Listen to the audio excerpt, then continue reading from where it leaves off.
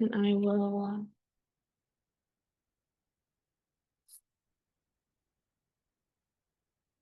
Hey everyone, welcome to the information session for interpersonal communication in Paris with Dr. Nia Pickett-Miller this upcoming 2026 application cycle. We're super excited for you to learn more and hear from her perspective as to why she's proposed the course, what she's most excited for, and how you can be involved. Awesome, thank you. As she stated, I'm Dr. Nia Pickett-Miller. I'm an associate professor of communication studies in the communication and media department. And I have the privilege of sharing with you Comms 221, Interpersonal Communication in Paris. This course does meet the social science general education requirement. It also fulfills the course requirements for communication studies majors or minors. But honestly, I think this course would be helpful for anybody who is inside or outside of our department. I can't think of one profession or one career path where having effective communication skills would not be beneficial. Everyone needs to know how to share messages orally and in writing. And certainly having the skill set of doing that in a global environment is important. So with this course, we are centering really just two interpersonal communication theories. We don't have a lot of time with summer one, and so we can't cover the full gamut that a traditional semester would, but we're highlighting two specific theories, uncertainty reduction and identity or impression management. And really, I'm going to challenge you to think about what kinds of communication strategies do you use when you're in an unfamiliar place? What kinds of communication strategies do you utilize when perhaps English is not the first language? How or why should you alter your communication behavior when you're outside of the United States? And that can include anything from your clothing, your language choice, your body language, etc. How does food, art, and history help you convey or understand a culture's identity or the identity of a person? And so if any of those questions interest you, then I think this would be the perfect program for you. As I mentioned, this course is offered during the May term. Specifically, the travel dates are May 18th through the 29th, but you will have assignments that are pre-travel or pre-departure assignments while we're on site in Paris, as well as assignments when we return. I'll talk a little bit more about that in a moment. But on the screen here, right now I'm vetting which textbooks we will utilize. It'll only be one. In the past, I've used the Bonjour effect, and that was pretty popular, but I am considering a second one. Just know that I'll make the final decision by April of 2026 and give you ample time to get it ordered to have it in your possession before we depart. But as I mentioned, there will be pre-departure readings, pre-departure videos that I'll make available in Canvas, and written and oral assignments that you'll do before we leave, while we're there, and even when we return in the month of May. So the part that you probably are most interested in is what will you see? What will you do? The full itinerary is here in summary.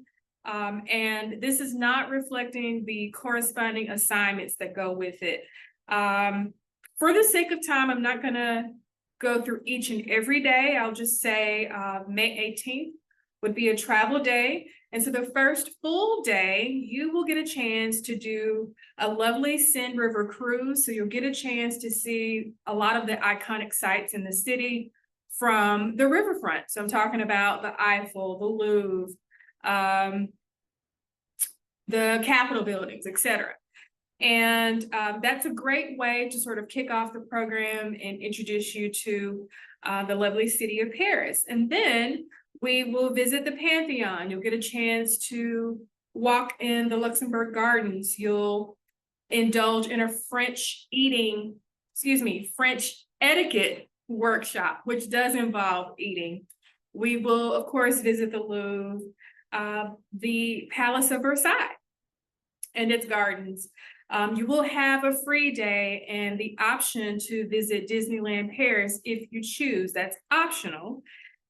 We will get a chance to tour inside of Notre Dame. You might know that the cathedral was damaged by fire and for so long was under renovation. So we'll now have an opportunity to tour the inside of it. And there will also be a street art walking tour. Paris is a city where there's lots of murals and street art, and we'll get a chance to see some of those. So again, a few of the highlights in terms of the iconic places and destinations, and then you will have corresponding assignments that go along with that. All again designed to help you think more critically and thoughtfully about how these activities support communicating with other people. Now, outside of the excursions, if you will, and the course material, one thing I want to talk about and highlight is the accommodations and accessibility here. Just give me a second to pull it up.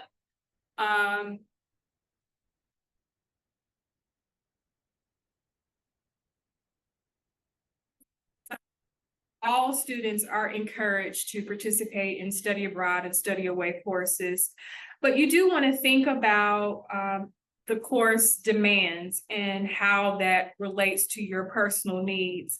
I don't want to read the document verbatim, but I will just encourage you to visit the Sanford Global Office, specifically the Office of Accessibility and Accommodations, and you really want to talk about the program. And of course, you're invited to meet with me and talk with me about the physical demands of the program or the specific assignment so that you can better understand how and what accommodations you would need to be successful.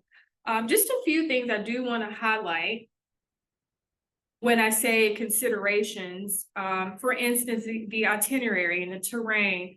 Paris is very walkable, but it's also, cobble roads, or depending on where we are, it could be hilly, there could be incline.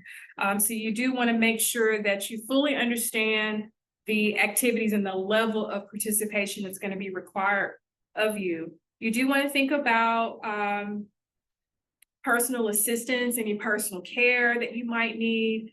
Think about housing. This particular program, we will have a double occupancy hotel room. The specific hotel is to be announced, but you want to think about, bathroom accommodations, the housing, etc. You also want to think about the demands of travel. If you're not a person who enjoys long flights or whatever the case may be, those are some of the things that I'm referencing when I say think about the demands of the program, in addition to whatever your current academic accommodations are. So the best thing would be to, as I stated, meet with a Sanford Abroad advisor.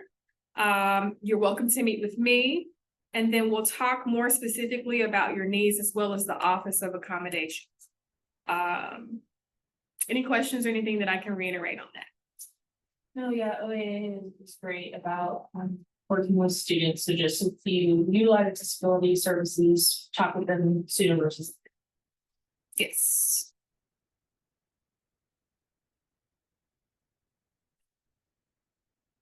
All right.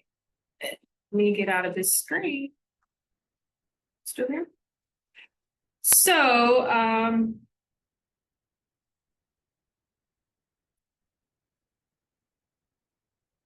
remember, you want to discuss with your Sanford Abroad advisor, consider the physical aspects of the program, as well as the academic demands of the program, and then do that as early as possible. Also, you're welcome to send me an email and meet with me to talk more specifically about the kinds of assignments, etc. And whatever we can do to accommodate you, we are happy to do that. So to wrap up, want to remind you that the applications open on October 17th at 7 a.m. They will close December 4th, end of day, so that's 11:59 p.m.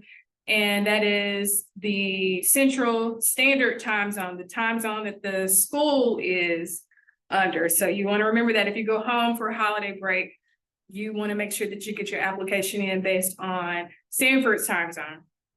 Definitely meet with the global office if you have specific questions about the application process, payment, etc. And if you are accepted to the program, do know that there will be additional meetings that will happen in the spring semester, and you are required to attend those with me, but those dates will be announced later and of course made available to you if applicable. And I already mentioned the hotel accommodations are not yet finalized. All right, so I look forward to seeing you and hopefully enjoying the city of Light. Thank you. Thank you so much, Dr. Pickett-Miller. We are excited for y'all to have the chance to apply again, October 17th, 7 a.m. That is the Friday after fall break. So you will go on your fall break, have that Monday, Tuesday, talk it over with your folks, make sure that this or any of our programs is the right fit for you. And then you'll come back to campus, and Friday of that week, you'll apply for any of our May, summer, or fall 2026 programs.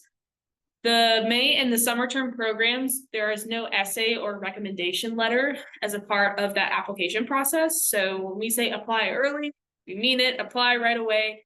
So that way you can increase your chances of being accepted on this or any of our programs. We have Sanford Abroad peer advisors that would love to meet with you to talk through any of your questions or concerns or determining which is the right program fit for you. And we have all of our information sessions happening this week and next week for all of our programs. The schedule for that, of course, is on our website, abroad.sanford.edu. Thanks, guys.